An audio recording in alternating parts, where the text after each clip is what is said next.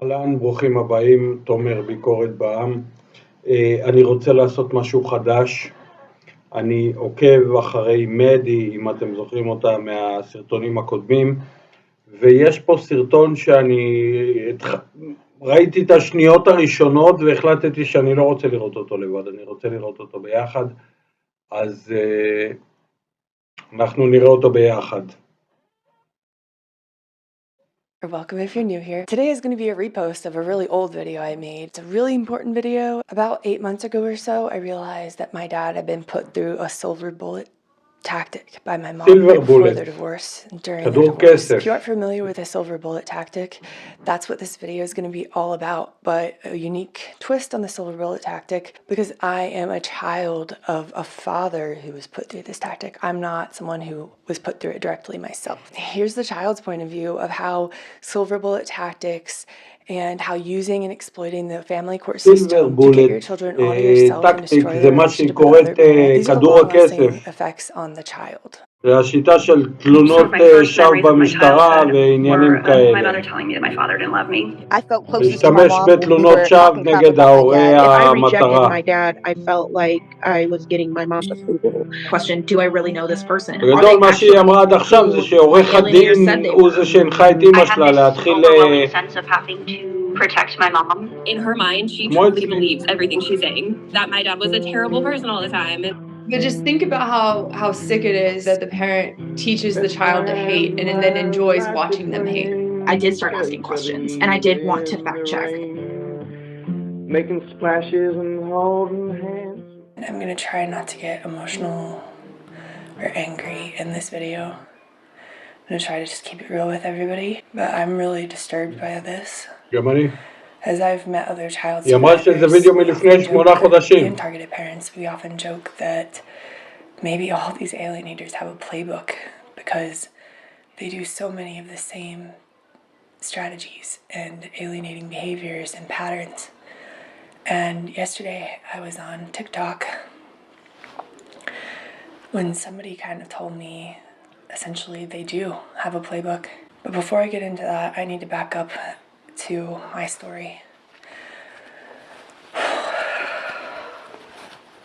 As I've processed everything this year, I've been able to understand more. אני שאלתי את עצמי בהיסטוריה בגוגל של אשתי, אפשר לראות שהיא חיפשה דברים כאלה, איך להתנהג. My parents' marriage was terrible for a long time, and the alienation started at the end of their marriage, but there was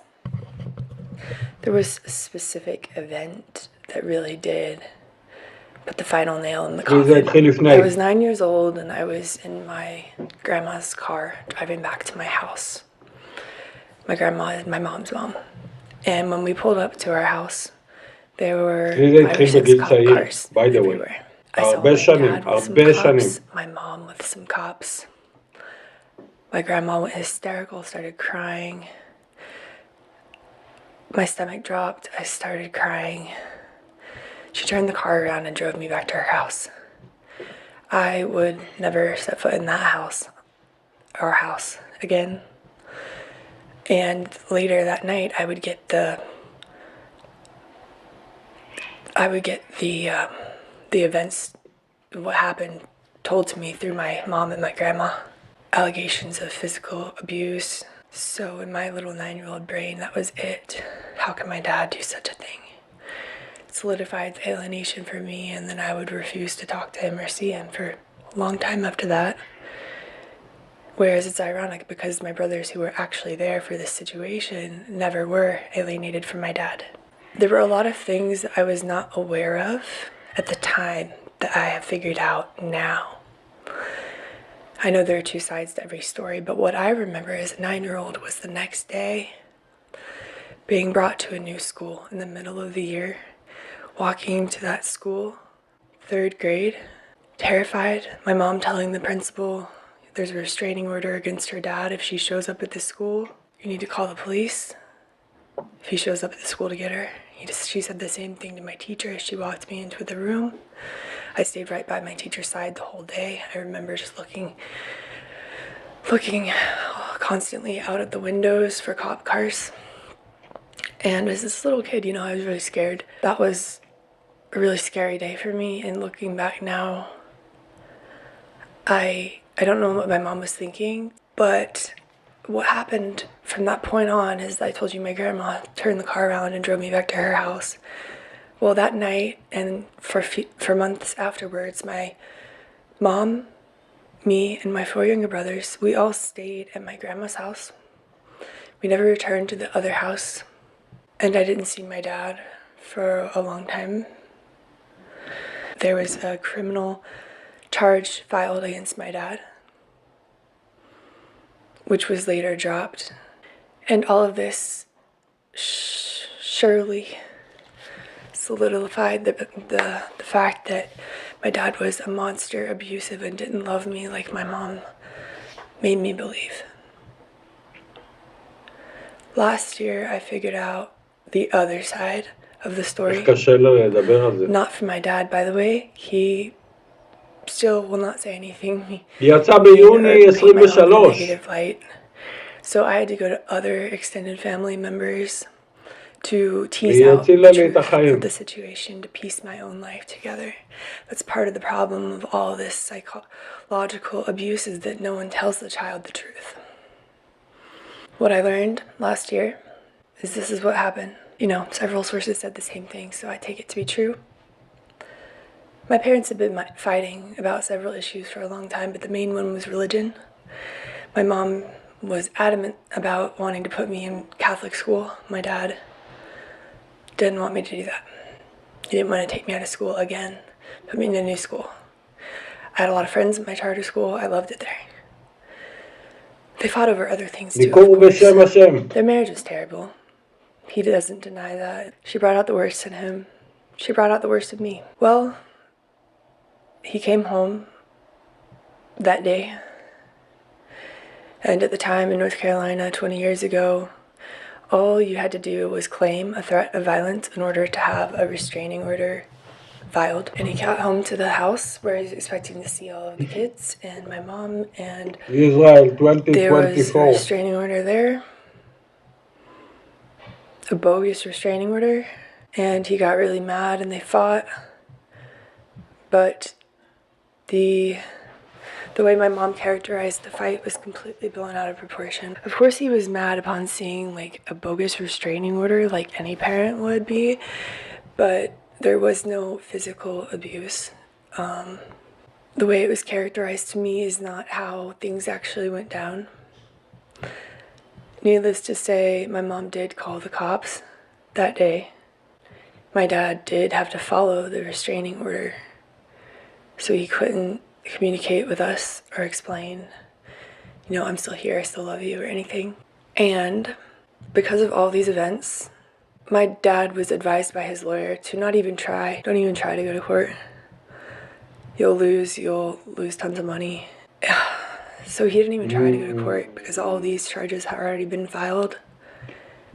In fact, what ended up happening is that my mom got a big settlement in the divorce and an exorbitant amount in child support every year. So much so that we could live in a really nice house without her having to work at all. She also got primary custody. My dad got every Wednesday night and every other weekend. And that's hard to be an active parent, having that little time. I also learned last year that what I thought was a situation, an event of domestic violence on the part of my dad my whole life was actually contrived by my mom and her lawyer. That's right. My mom's lawyer advised her to get a bogus restraining order to set up a situation where my dad would be enraged, make claims of abuse to get a domestic violence charge so that she could get more money from child support and more custody. You know, that part, when I heard it, seemed a little bit evil, like demented last year. And that brings me to yesterday when I was on TikTok. So I was on TikTok when someone posted, false allegations are taught by women in advocacy groups to divorcing women to steal kids from fathers. Naturally, that piqued my curiosity and I was shocked. So I said, oh my gosh, that's terrifying. I need to expose this in a video. The original poster said, the rabbit hole is going to make you see this entire system in a new horrifying way.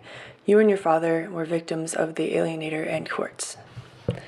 Which is something that I didn't know if this was true or not. Like I said, my parents never even went to court, so I was curious about what he meant by this. It gets worse. I said, what? Really? How can I find more info on this? He goes on to say, it's all a scam. The courts and lawyers get money from dragging fathers for years through the courts. He said he went through this exact thing. At this point, I'm definitely getting a little uneasy and I'm definitely curious to learn more. Someone else joined in and said, sadly, this was my experience too. The vitriol spewed at me by these advocates who cared nothing about the kids or the truth was unbelievable. Naturally, I wanted proof, so I said, do you guys have any links or specific groups I can look at? And someone said, look up silver bullet divorce. Alienation is part of the strategy. I've been terrified to talk about it because there is a real threat of jail time. Someone else said this is exactly how they do it. The courts are all well aware of the game. They profit from it. The best interest of the children is a running joke. And I know that's true. So I decided to Google silver bullet divorce, and this is where I got disturbed. I'm in the car driving to the mountains, and I'm Googling in the car silver bullet divorce. I decided to go ahead and record my screen, knowing that I was probably going to do a video on this. And I had heard the silver bullet before, which is when a parent or child makes false allegations of abuse, usually sexual abuse, against the other parent. But silver bullet divorce, I believe, is just something a little bit different, and I had never heard of that. I have to take a deep breath. Very shortly, I came to learn what that kind man on TikTok was talking about when he said that I was gonna realize how the courts had played a role in the alienation. And this website says many family law attorneys are using silver bullet divorce tactics. And it talks about filing a PFA, protection from abuse, or a child abuse claim. It says the standard of evidence is entirely too low in domestic violence cases. Yes. I know the font here is really, really small, but this is the website that really outlined what exactly silver bullet divorce is, and I would love to read through this with you guys. Oh my God. It's what happened in my case. It's what my mom did, what her lawyer told her to do, and then what she decided to do without any regard to her children. It says, if you're headed to divorce, men, please read this. The silver bullet technique involves a carefully contrived and set up false accusation of domestic abuse, or, when possible, the provocation of a real incident of domestic abuse. Those who perpetrate the scam will make the charge of domestic abuse, no matter what their victim does or fails to do. In many cases, they close joint bank accounts, make doctor's appointments before they create the incident. It happens hundreds of times every day.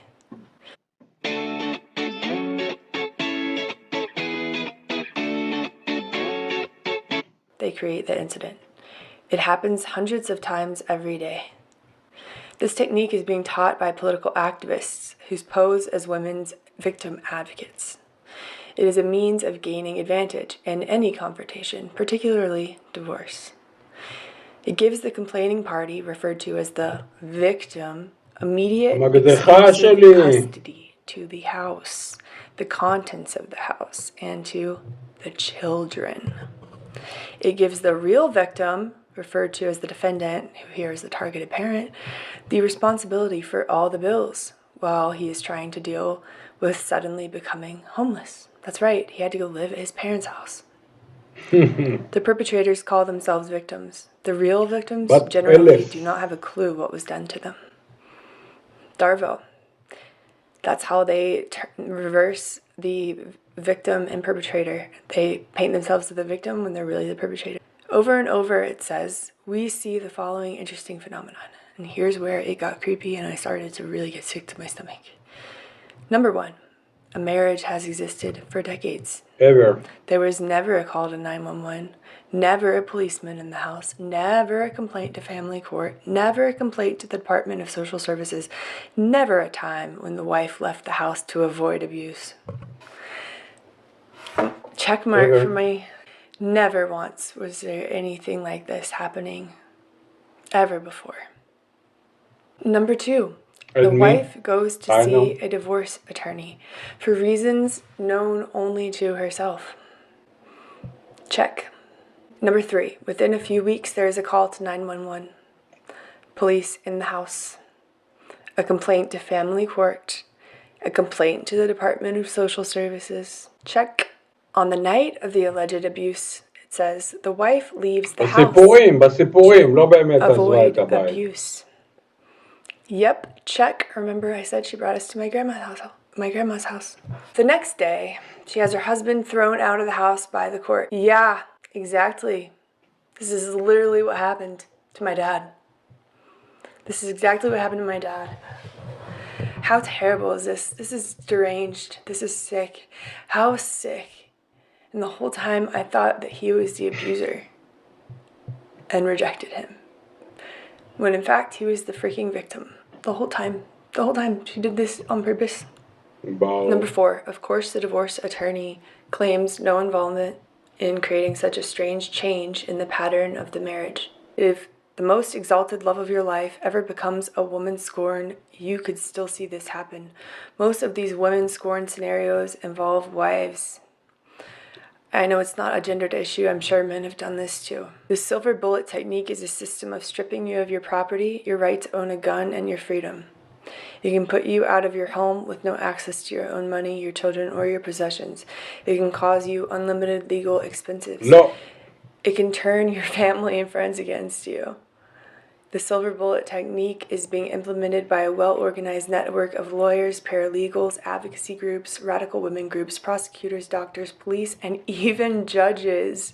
The silver bullet technique replaces the family unit with the power of government. It seems like radical claims. And to me. I know it's not, because this is literally what happened to my dad. And subsequently to our relationship. Wow. It'll never be the same after this. Never. After that, I had to close my phone and stay off of it for the remainder of the day. I was going back and forth in my head about whether to even make this video. When I talk about more personal things, I seem to feel a sense of guilt for even putting my mom in a negative light. Appreciate it. But this is I really appreciate my it, story. Maddy. This is bigger than my mom, my dad. This is the playbook, part of the playbook that people talk about when they talk about how the stories are so similar. I don't know why there isn't more training on how this is happening, how damaging this can be for not only the parent and the children, but for their relationship for potentially decades or a lifetime. It doesn't surprise me that these alienators will do this, because it is a very selfish thing to do חולים, אנשים חולים. without considering the ramifications it will have on your children and their relationship with their other parent, the person you claim to love so much that you married and had children with them in the first place, their social reputation, their financial situation. I'm at a loss for words. This is precisely what happened to my dad. And I believed the other side of the story for 20 years. I always thought it was weird that my brothers never knew about any of 20 this, שנה לקח לה לגלות את האמת. or at least in the same way that I did, and that bothered me. I don't have an answer for how to remediate this, what seems like big societal problem. I thought I would be really angry in this video, but I just feel sad for my dad. Everyone believed my mom's side of the story. איזה אשמה? דיברתי על האשמה של הילד באחד הוידאוים ברחוב בירושלים. Ruthless, selfish, demented, disgusting, evil to do to someone.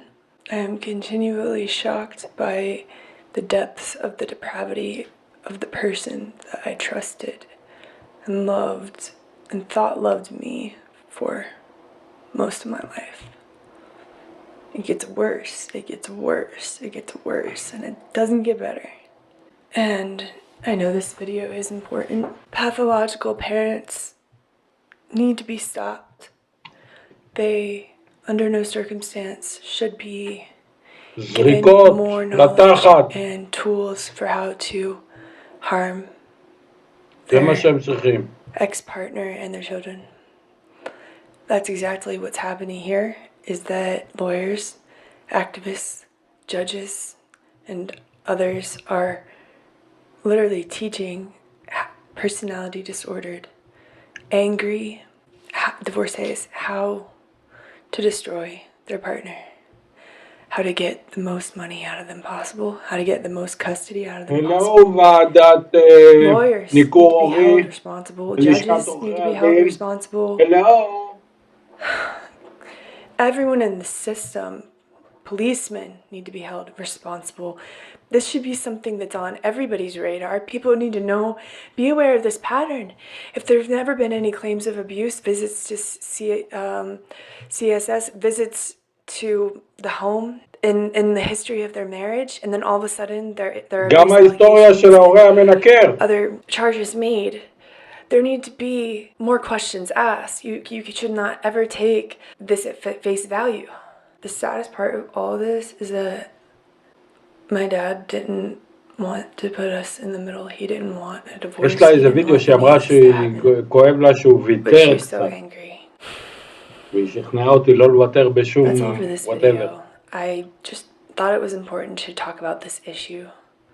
It really disturbed me yesterday in the car as I was reading about this. And it's something that I'm probably going to have on my mind for the next few days. I'm glad that I'm able to put the pieces of my own life together, finally, so that I can know the truth. I deserve to know the truth of what I lived through. I deserve to know the truth so I can know who my dad is, who my mom is, and then make my own decisions about whether I think it's healthy for me to have relationships with them. That's what every child deserves. This is something good to know about, that people do this, because for normal, healthy-minded people, it's insane. It makes no sense. It's demented, it's evil, it's crazy, it's selfish, it's... It kind of makes you wonder, did you know this person at all? Ever? Please. Thanks for watching this video. I hope you found it helpful or insightful. I might do a few more reposts of old videos in the future, because I do think I have some really good videos that I made at the beginning of my project that I'm not sure many people watch because they're older. Hey Maddy, we've seen all your videos. It's helpful to hear from the child's Please do. אני באמת מעריך את הוידאוים שלה. היא התחילה לצאת ביוני 23. אני הוצאתי מהבית, הושלחתי מהבית, באמת כמו ג'וק. ביוני 23 לא ידעתי מה קורה, מה הסיפור, ניכור הורי, כן, כולם יודעים, כולם שומעים, אני דביל, בסדר, אני אידיוט, אני לא ידעתי שזה מה שעברתי, לא הבנתי את כל הסיטואציות, כל המקרים, לא הבנתי.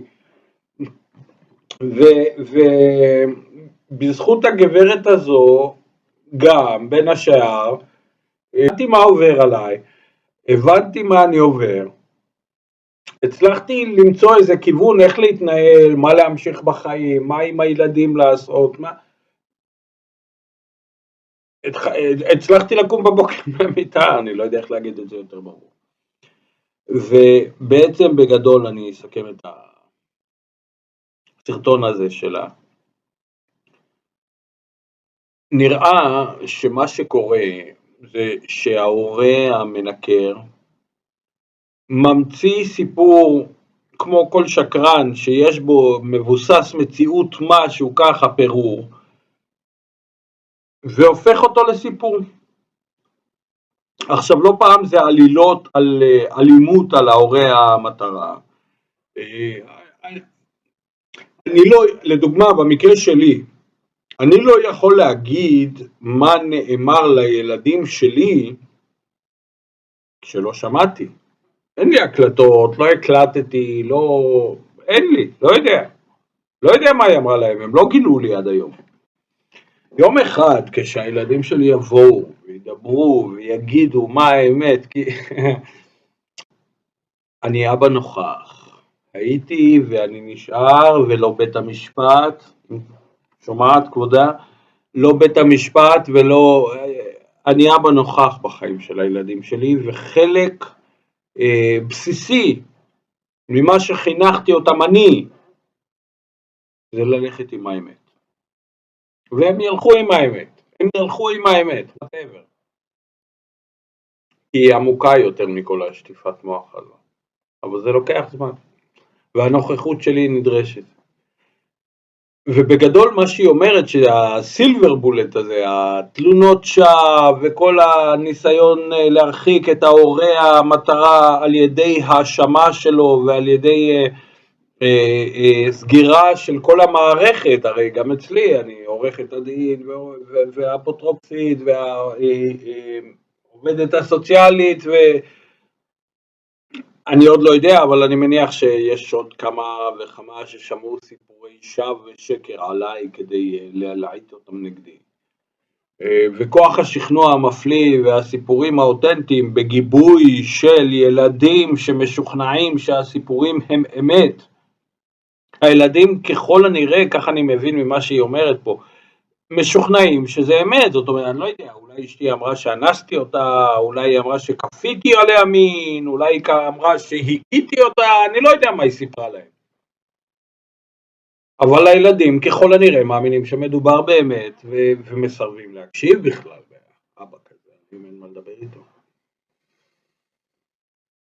והסילבר בולט בעיני הילד, התלונות במשטרה והתלונות, העובדים הסוציאליים וכל המערכת והשופטת כבודה שמגבים את זה, בעצם זה הסילבר בולט, הם כדור כסף, הם מגש כסף, לא יודע איך תקראו לזה, הם בעצם אלה שנותנים לילד את הגב להאמין שמה שההורה המנקר אומר אמת, ולהיתקע עם זה לפעמים גם 20 שנה, 30 שנה. עכשיו מה קורה עם ההורה מטרה? יש נגדו תלונות, יש נגדו בית משפט, יש נגדו עובדת סוציאלית, יש נגדו אפוטרופסית, דרכו אותו מהבית, השאירו אותו עם חובות, אמרו לו תשאל ברחוב או אצל ההורים שלך, לא מעניין אותנו בין כמה אתה ומי ומה יש לך.